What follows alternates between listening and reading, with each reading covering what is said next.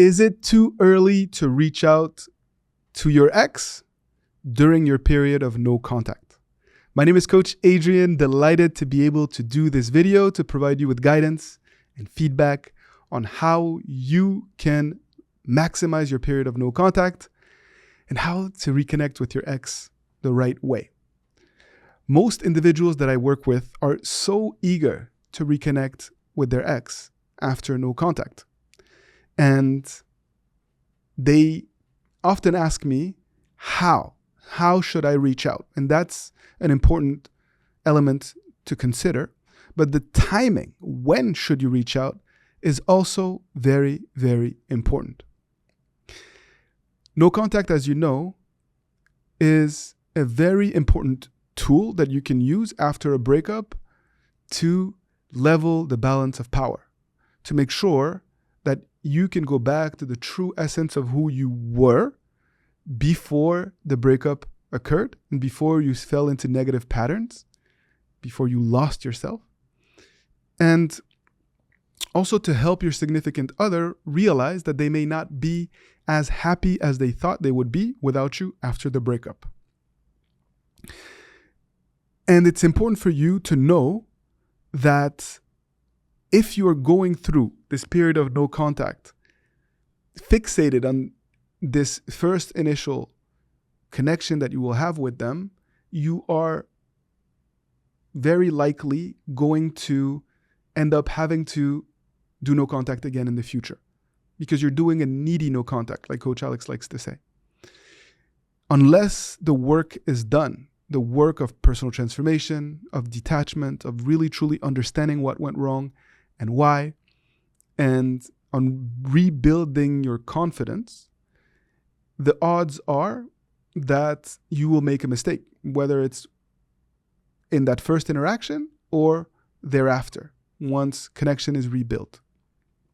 I want you to reach out, not necessarily after a set date, but when a change of mindset has occurred, when you are no longer fearful, afraid of losing your ex, when you are convinced that you can be happy without them, when you have interesting things to share with them, when you feel like a different person, and when you are no longer trying to just seek their validation and their attention. All of these things can only occur if you do the work, if you are patient, and if you're focused more on you rather than on seeking their validation, right? On re-engaging with them because you miss them and because you love them. Of course, it's very exciting, but I want to make sure that you are prepared and that you're not gonna hit some sort of roadblock that will really send you back down the spiral of negativity, desperation, or even depression. And so it is too early to reach out to your significant other if you know that you need them to be happy, if they're still at the center of your world, if you're still struggling with obsessive thoughts, if you're dreaming about your ex, if every time you see something that is associated with them, you are triggered, if you're constantly checking social media, if you're afraid or convinced that they are seeing someone else, if you're constantly talking about your ex to other people, all of those are signs that you probably may want to wait and to continue to do the work. Regardless of whether you were in a short-term relationship, long-term relationship, doesn't matter whether it's long distance or not. I don't want you to reach out too early out of fear that your ex is moving on and out of fear that your ex is going to find someone else.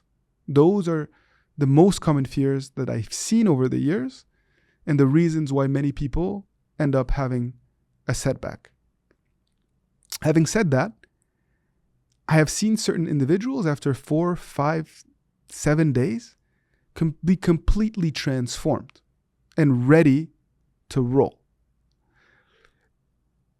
And still, you may want to also consider where they are at, where your ex is at in this process. because you're dealing with another human being who also needs time and space to be able to find their footing. So now, that does not mean that you cannot reach out to them. It means that you're going to really want to be careful about how you reach out to them and that you don't overwhelm them. And in some cases, they may just not be ready, and it may not be in your best interest to reach out to them, because even though you have changed, grown, and transformed, they will not be in a place where they can acknowledge it. They will not be in a place where they can value it, because it would be too threatening to their identity, to their decision, and to their understanding of where they're at in their lives. And that is okay. But if you've done the work, like we've talked about, then you can adjust and address that and really not be triggered by the fact that they may not respond to you in the warmest way or as you would like. In the overwhelming majority of cases, however, when you've done the work, you can quickly rebuild a connection, because you will be closer to the person that they fell for than the person that they broke up with. And then really is where the fun can truly begin. Because although you have not done this work simply to get their attention and their validation, this is still the goal: to build a life with this person that you love so dearly. This process is so beautiful, and I don't want you to rush through it, because it will be beneficial to you for the rest of your life and in every aspect of your life. Everything is linked. And the lessons that you learn post-breakup in your love life will definitely strengthen you in every way. I've seen it with countless people all over the world.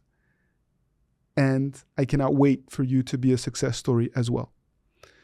Don't hesitate to reach out for support. Don't hesitate to take advantage of every opportunity that you have, and to take advantage of every free resources that we offer. And to take the next step, you should check out the links in our description, no matter where you're listening to this content, so that you can take the next step and continue to go deeper and deeper into understanding how our philosophy can be applied to where you currently stand. Either way, thank you for your trust. Cannot wait to see what steps you take next, and I will be here to help you reflect and to think about what could be the appropriate next steps if need be. Take good care, and see you soon.